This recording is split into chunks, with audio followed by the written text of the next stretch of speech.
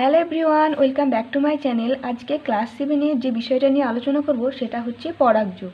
এই পরাগযোগ কি? পরাগযোগ হচ্ছে ফুলের পরাগরেণুর ফুলের গর্ভমুণ্ডে পরাগকে বলা হচ্ছে পরাগযোগ।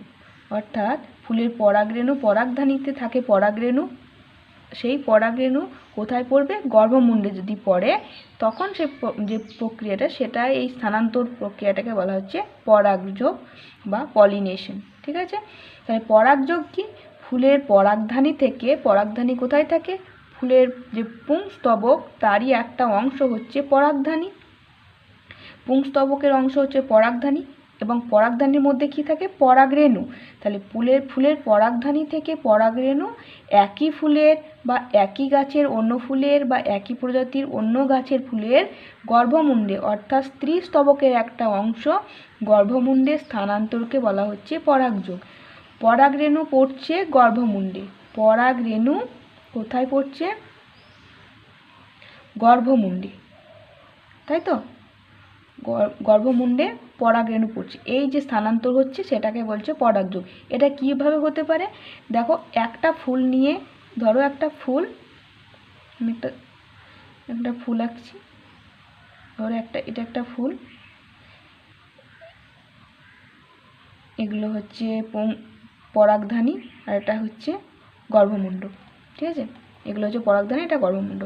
তো সেই একই ফুলের, এই ফুলেরই পরাগরেণু এই ফুলের মধ্যে গর্ভমুণ্ডে পড়তে পারে, বা এই ফুলের পরাগরেণু যে ফুলে আছে, মানে এই ফুলটা যে গাছের সেই গাছের অন্য গর্ভমুণ্ডে পড়তে পারে, অথবা এই পরাগরেণুটা যে গাছে সেই গাছের ফুলে না পড়ে অন্য একটা পাশের অন্য একটা গাছে, অন্য কোনো গাছে, কিন্তু এই যদি এটা ধরো জবা গাছ হয়, সেই জবা অন্য একটা গাছে যদি গর্ভমুণ্ডে পড়ে তখন এই পরাগযোগ ঘটতে পারে। তাহলে তিন রকমভাবে ঘটতে পারে, তিন রকম কন্ডিশন হতে পারে, তাই তো? আর পরাগযোগটা কি? পরাগধানী থেকে পরাগরেণু একই ফুলের বা একই গাছের অন্য ফুলে বা একই প্রজাতির অন্য গাছের ফুলের গর্ভমুণ্ডে স্থানান্তরটাকে বলা হচ্ছে পরাগযোগ। বোঝা গেছে? পরাগরেণুর গর্ভমুণ্ডে স্থানান্তরকে হচ্ছে পরাগযোগ বা পলিনেশন। তাহলে এই পরাগযোগ কত প্রকার ও কী কী? পরাগযোগ হচ্ছে দু প্রকার, এক হচ্ছে স্বপরাগযোগ বা সেলফ পলিনেশন, আর একটা হচ্ছে ইতর পরাগযোগ বা ক্রস পলিনেশন। ঠিক আছে, স্বপরাগযোগ আর একটা হচ্ছে ইতর পরাগযোগ। ঠিক আছে, নেক্সট দেখো, এই স্বপরাগযোগ কাকে বলে? স্বপরাগযোগ কাকে বলে? উদাহরণ, এখানে একটি ছবিটা দেখো, এখানে দুটো গাছ আঁকা আছে কিন্তু একই প্রজাতির গাছ, এই গাছেও যে ফুল ফোটে সেই গাছেও সেই ফুল ফোটে, একই প্রজাতি। ঠিক আছে, তো এই ফুলের এটা হচ্ছে গর্ভমুণ্ড স্ত্রীস্তবক, আর এগুলো হচ্ছে পুংস্তবক, এগুলো হচ্ছে পরাগধানী। ঠিক আছে, ছোটোগুলো হচ্ছে পরাগধানী আর এই বড় যেটা সেটা হচ্ছে গর্ভমুণ্ড, আর এটা হচ্ছে পরাগধানী। তো এই পরাগধানী থেকে যদি পরাগরেণু এই ফুলটারই গর্ভমুণ্ডে পড়ে, যে ফুলের পরাগধানী সেই ফুলের গর্ভমুণ্ডেই পড়ে, তবে সেক্ষেত্রে ঘটবে পরাগযোগ। আবার এরকম কি হতে পারে যে এই গাছটারই, এই ফুলটা যে গাছে সেই গাছের অন্য ফুলে এই পরাগধানীর পরাগরেণু যদি অন্য একটা ফুলে, এই গাছের অন্য একটা ফুলের গর্ভমুণ্ডে পড়ে, তাহলে সেটাকেও বলবো আমরা স্বপরাগযোগ। তাই তো? এখানে দেখো ছবিতে দেওয়া আছে 1 নম্বর আর 2 নম্বর, যে ফুলের পরাগধানী সেই ফুলটারই গর্ভমুণ্ডে পড়ছে পরাগরেণু, তখন স্বপরাগযোগ ঘটবে। অথবা দেখো এই গাছেরই অন্য দুটো ফুলের মধ্যে যদি পরাগযোগ ঘটে, একই গাছের দুটো ফুলের মধ্যে যদি পরাগযোগ ঘটে, তখন আমরা সেটাকেও বলবো স্বপরাগযোগ। ঠিক আছে, তাহলে 1 নম্বর আর 2 নম্বরটা হচ্ছে স্বপরাগযোগের ঘটনা। আর যদি দুটো আলাদা আলাদা গাছ, একই প্রজাতির গাছ কিন্তু দুটো আলাদা আলাদা গাছের ফুলের মধ্যে, মানে পরাগধানী থেকে পরাগরেণু অন্য একটা ফুলের গর্ভমুণ্ডে পড়ে, তখন সেটাকে বলবো ইতর পরাগযোগ। একই গাছের মধ্যে ঘটনাটা ঘটলে বলবো আমরা স্বপরাগযোগ, আর যদি দুটো আলাদা গাছের মধ্যে, একই প্রজাতি আলাদা গাছের মধ্যে ঘটে, তাহলে আমরা বলবো সেটাকে ইতর পরাগযোগ। বোঝা গেছে? তাহলে স্বপরাগযোগ কাকে বলে?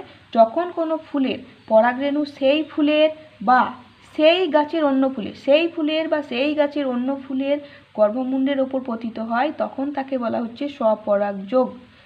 এই স্থানান্তরটাকে বলে স্বপরাগযোগ, আর যে ফুলগুলোতে ঘটে সেইগুলোকে বলা হচ্ছে স্বপরাগী ফুল। ঠিক আছে, উদাহরণ কি? উদাহরণ হচ্ছে একলিঙ্গ ফুল, মানে যে ফুলগুলোতে পুংস্তবক ও স্ত্রীস্তবক দুটোই থাকে, সেই ফুলগুলোকে বলা হচ্ছে উভলিঙ্গ ফুল। তো এই উভলিঙ্গ ফুলে সাধারণত স্বপরাগযোগ দেখা যায়। তাহলে স্বপরাগযোগ কোন ধরনের ফুলে দেখা যায়?